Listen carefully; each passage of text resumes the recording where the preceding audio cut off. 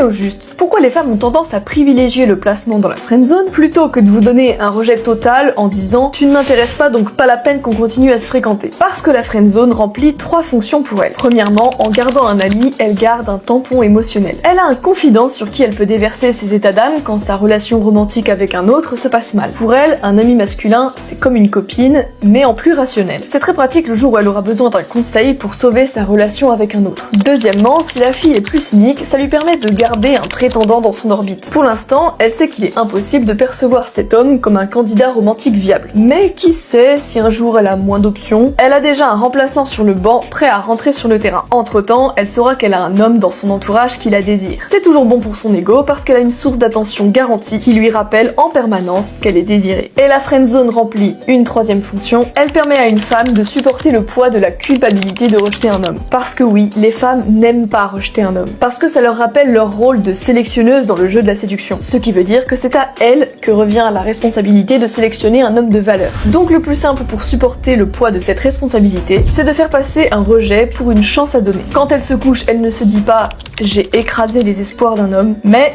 « j'ai fait un compromis par générosité ».